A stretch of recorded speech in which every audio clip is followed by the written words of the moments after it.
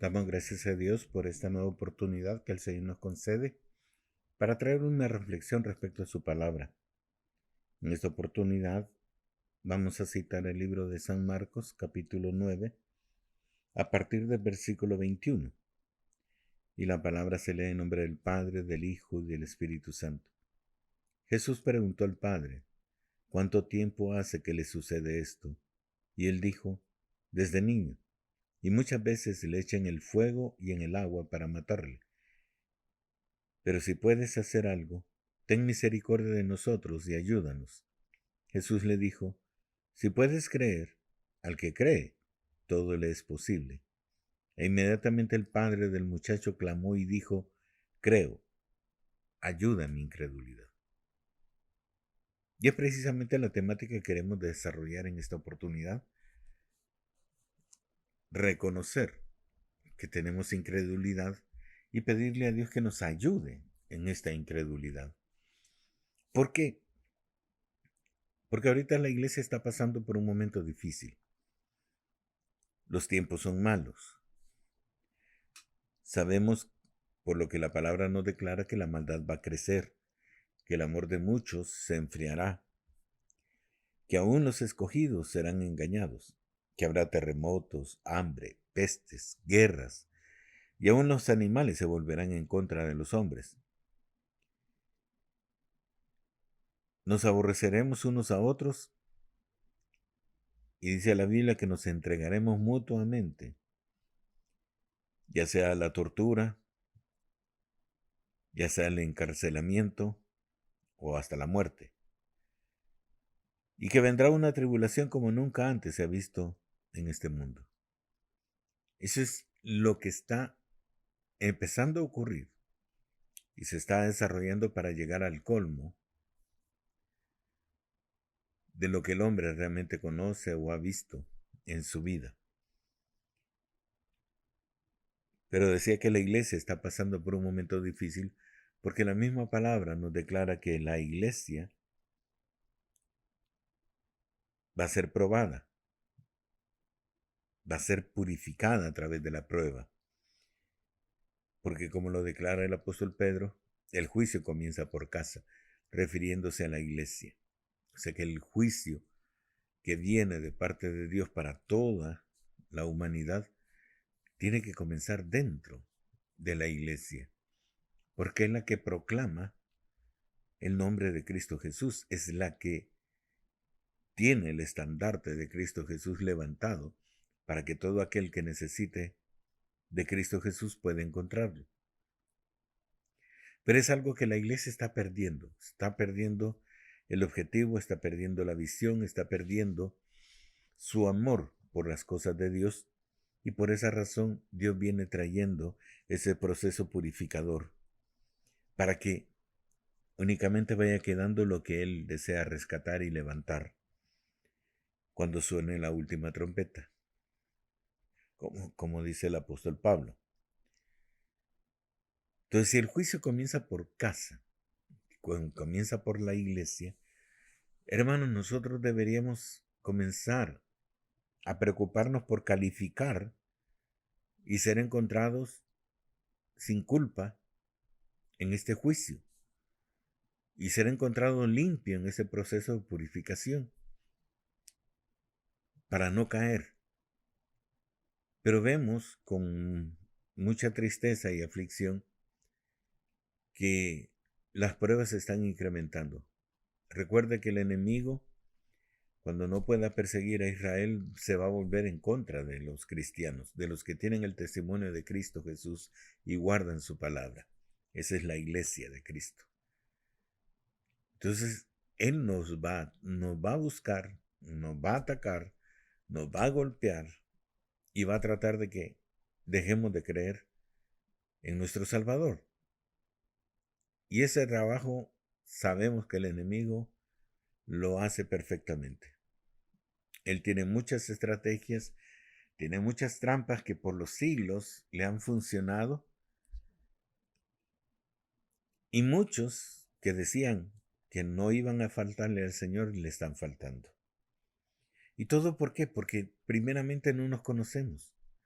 primeramente nosotros ni siquiera hemos examinado si nuestra fe está fortalecida o no, porque nos hemos descuidado en cuanto a nuestra condición espiritual. El mundo, en su afán, en su correr, nos mantiene ocupados, nos mantiene afanados por conseguir el sustento diario. Y es una de las principales trampas que el enemigo tiene para robarnos las fuerzas, el trabajo. Entonces el trabajo cada vez es más demandante.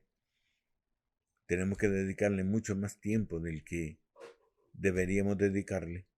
Estamos quedando exhaustos en cada jornada de trabajo.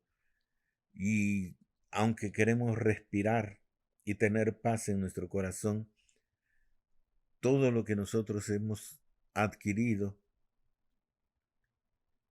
nos ha traído carga, nos ha traído deuda, nos ha traído necesidades que a veces son innecesarias, pero son cosas que nosotros, por buscar mejorar nuestra condición de vida, pues nos venimos atando a planes de pago, a comprar cosas que no son necesarias en nuestra vida.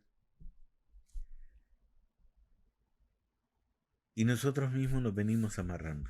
Ese es el gran problema en lo que el enemigo ha tenido mucho éxito, que nosotros mismos tomamos decisiones que nos afectan en nuestra libertad de culto para poder presentarle al Señor nuestra ofrenda de adoración. Y a causa de que estamos ocupados en las cosas del mundo, nuestra fe no es alimentada. No nos alimentamos espiritualmente. No nos queda fuerza para leer la palabra, mucho menos para estar orando o presentar un sacrificio de ayuno para vencer a nuestra carne y dejar que el Espíritu viva en nosotros. Entonces tenemos muchas dificultades como para poder dedicarnos a las cosas de Dios. A pesar de que el servicio a Dios es uno de los mandamientos que Cristo Jesús nos enseñó, que debemos servir al Señor. ¿Y por qué servirle? Porque Él mismo nos dejó una comisión, que vayásemos por el mundo haciendo discípulos, enseñándoles a que guarden todas las cosas que Cristo Jesús nos enseñó, bautizándoles en el nombre del Padre, del Hijo y del Espíritu Santo, y ayudándoles a crecer espiritualmente hasta que se puedan sostener a sí mismos. Entonces muchas de esas cosas nosotros no le estamos haciendo, a pesar de que es una comisión generalizada. Pero decimos, los que están en la iglesia, los líderes, los pastores, son los encargados de hacer ese trabajo. Pero realmente,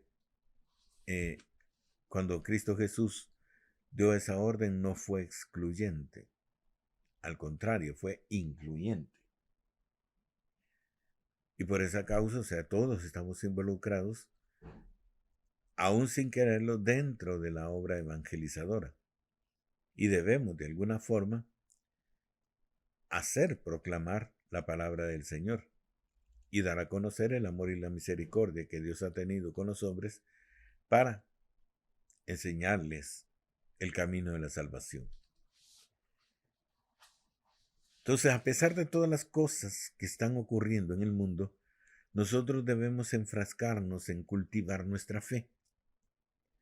A mí me llama mucho la atención que cuando Cristo Jesús fue entregado, antes de comenzar su martirio, le dijo a Pedro: Satanás te ha pedido para zarandearte.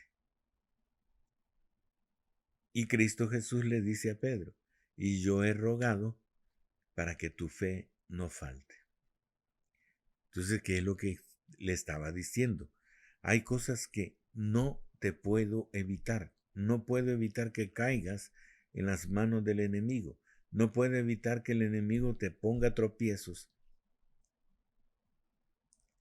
y te detenga en tu caminar de fe. No lo puede impedir. Eso le estaba diciendo Cristo Jesús.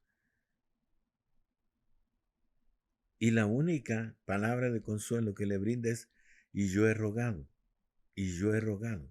¿A quién? Al Padre, para que tu fe no falte. Porque es lo único que podía hacer Cristo Jesús, porque Dios estaba probando a sus discípulos.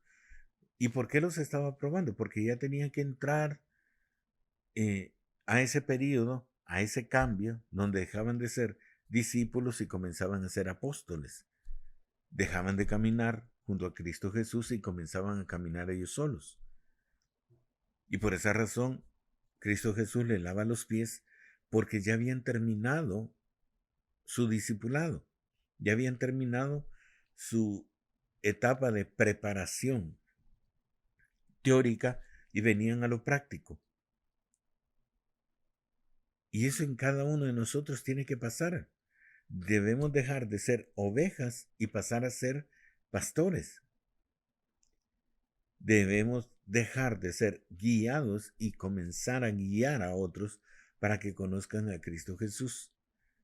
En el libro de Hebreos, el escritor hace la referencia que debiendo ya ser muchos maestros, todavía tenéis necesidad de leche.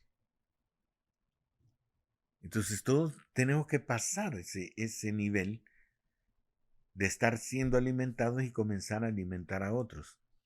Porque ese es el juego. Ese es el valor de ser educado. O sea, que nos brinden una educación espiritual. Y es que todos tenemos que pasar esa etapa de estar aprendiendo continuamente y poner en práctica todo lo que hemos aprendido. Todo esto lo necesita la persona que está deseosa de conocer a Cristo Jesús. Y debemos entender esto, que donde nosotros andemos, hay necesidad de conocer a Cristo Jesús. Muchos dicen, hablan de Cristo Jesús, pero no lo conocen. No lo conocen personalmente. Todos están practicando, la mayoría está practicando una religión y dicen adorar a Dios, pero su comportamiento está lejos de lo que la palabra nos demanda.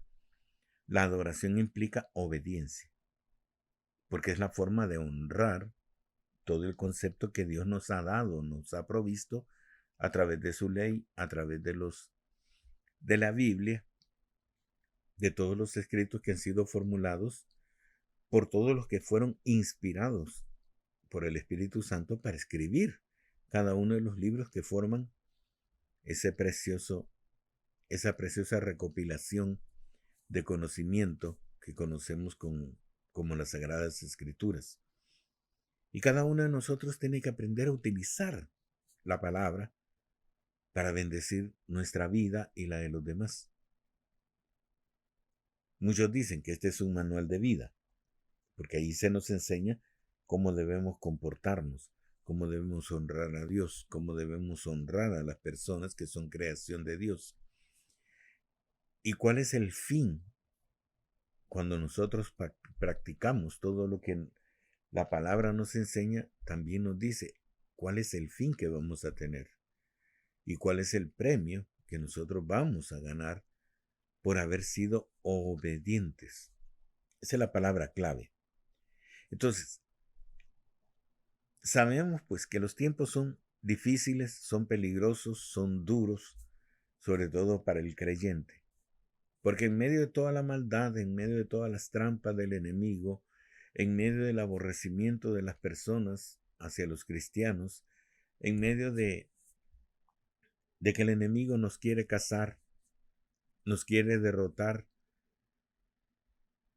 nos quiere perjudicar de cualquier forma, nosotros debemos sobresalir en nuestra fe, a pesar de todo lo que tenemos en contra, y permanecer fieles al Señor, aunque el mundo permanezca infiel. Ahí es donde entra precisamente el texto que hemos citado de este padre. Él tenía un hijo que era atormentado por un espíritu inmundo y el espíritu inmundo lo trataba de matar. Lo lanzaba al fuego, lo lanzaba al agua, con la idea de matarlo. El padre ya no sabía qué hacer. Lo llevó con los discípulos que estaban aprendiendo a utilizar las armas del Espíritu, pero ellos no pudieron. Entonces se lo llevó a Cristo Jesús. Cristo Jesús le consultó desde qué tiempo está así y le dijo desde niño. Y la palabra perfecta de Cristo Jesús que le dice, para Dios todo es posible, si puedes creer. La condición es creer. Creer en contra de todo lo que el mundo dice. Creer en todo, incluso de lo que los pastores dicen, cuando no conocen a Cristo Jesús. Muchas veces los pastores sirven de tropiezo. Por eso debemos tener una relación íntima con Dios. La misma palabra dice, maldito el hombre que confía en el hombre. Y los pastores somos hombres. Todos, no hay ninguna excepción, todos son hombres. Porque ninguno ha pasado a tener su cuerpo espiritual para decir que ya no es hombre. Todos los pastores son hombres y están sujetos a sus pasiones, a sus concupiscencias, a su ignorancia, a su deseo de estar cómodo y vivir cómodo. Por eso no podemos nosotros poner nuestra confianza en ellos. Debemos cambiar nuestra forma de pensar. Debemos ser alimentados espiritualmente por ellos, sí. Ellos tienen una palabra, la palabra que nosotros necesitamos. Pero el apóstol Pablo nos dice, nos da el gran consejo, examinarlo todo y retener lo bueno. Entonces que dentro de un mensaje, aunque esté utilizando la palabra de Dios, hay algo que es bueno para mi vida y hay algo que no es bueno para mi vida. Entonces yo debo saber escoger. ¿Y cómo lo voy a saber? Precisamente es la instrucción que nosotros estamos dando con la palabra. Hablo a nivel de pastorado, de maestro, de líder, que nosotros traemos muchas ideas que les sirven a las personas para tomar decisiones, para juzgar entre una cosa y otra, para aprender a buscar el bien y no el mal, e identificar precisamente cuando la palabra no está funcionando de acuerdo a la voluntad de Dios. Porque hay muchos mensajes que son utilizados no para edificar, sino para destruir. Entonces uno tiene que tener el conocimiento para poder juzgar entre palabra y palabra, entre mensaje y mensaje, y poder discernir cuando la intención es únicamente beneficiarse a sí mismo a través de la persona pues que está dando el mensaje, o realmente está queriendo beneficiar a toda una congregación de acuerdo a la voluntad de Dios. Debemos llegar a ese nivel, porque la palabra dice de que a unos escogidos van a ser engañados. Entonces nosotros somos los que tenemos la obligación de tener el discernimiento de las cosas dispuesto, o sea, una cualidad que está dispuesta en todo momento para discernir entre el bien y el mal, para juzgar si la palabra es buena o es mala, para saber si la palabra me conviene o no me conviene. Entonces debemos estar en todo tiempo listos, prestos a mantener nuestra fe, a juzgar cada cosa y alimentarnos correctamente. Porque si comenzamos a dejar entrar basura o mensajes que no tienen nada de edificación para nuestra vida, entonces desde ahí estamos cometiendo un error. Porque si usted pone una base de basura y le echa tierra y decide, después que ha enterrado toda la basura, levantar una casa sobre ese terreno, y ahí ya lleva las de perder. ¿Por qué? Porque el terreno no es adecuado para construir. Porque lo que tiene, que son desperdicios, no le va a sustentar el peso de la casa. No va a lograr sostener todo el peso que le van a poner y la casa se va a caer tarde o temprano. Es notorio, hermanos, de que nuestra vida debe enfocarse en mantener nuestra relación y nuestra comunión con Dios intacta.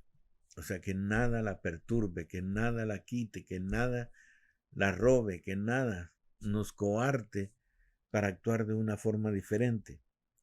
Todos debemos mantener vivo el amor hacia Dios y hacia toda su creación. Debemos involucrarnos más en la comunión con Dios, con los verdaderos hermanos, porque hay hermanos que no son verdaderos. Y amar y guardar la palabra. Eso es lo que deberíamos estar haciendo todos. No únicamente leer por leer, sino realmente alimentarnos espiritualmente. Debemos aprender a ser guiados, porque siempre hay alguien que sabe más que nosotros. Siempre hay alguien que ha tenido el cuidado de discernir la palabra y Dios le ha dado ese discernimiento para poder enseñar. Entonces, si nosotros tenemos un conocimiento, también le podemos aportar a nuestros niños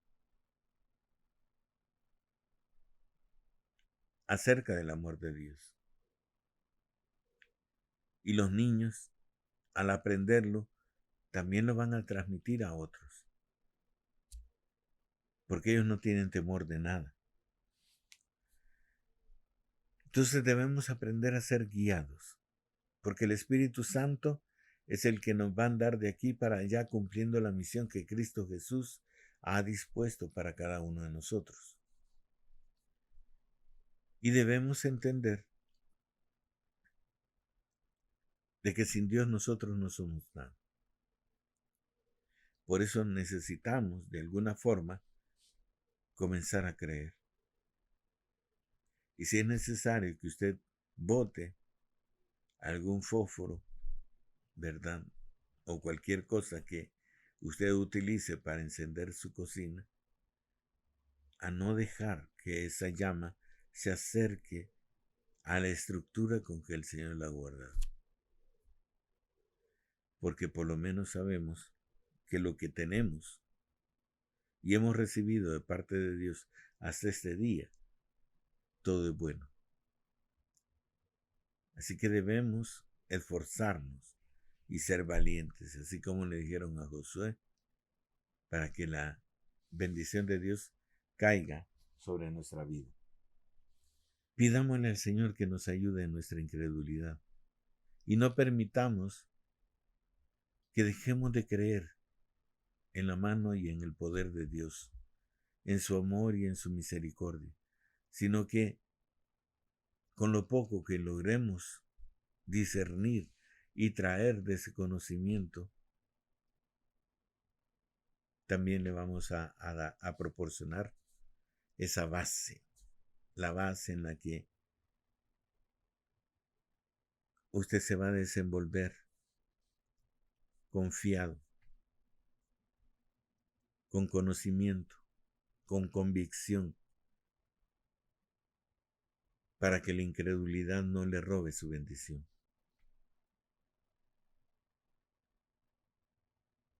Es triste, hermano, ver cómo todo un pueblo cristiano corre a eventos donde va a haber sanidad divina. Es triste ver cómo llevan a los hermanos que están en una iglesia a toda prisa para poder entrar a un local donde se va a impartir sanidad divina. Cuando todo lo que hemos creído en Cristo Jesús se nos ha impartido el don de la sanidad. En toda iglesia debe mantenerse activo este don y todos los demás dones, pero especialmente este, porque la gente se está dejando dominar y vencer por la enfermedad. Que tienen fe, tienen el deseo de curarse, pero la fe quien mueve montañas para que la bendición llegue hasta su hogar, eso es lo que falta encontrar. Y lo único que podemos decir es: Dios, ayuda a mi incredulidad, para que Dios se glorifique en la gran necesidad que tenemos. Que el Señor le bendiga.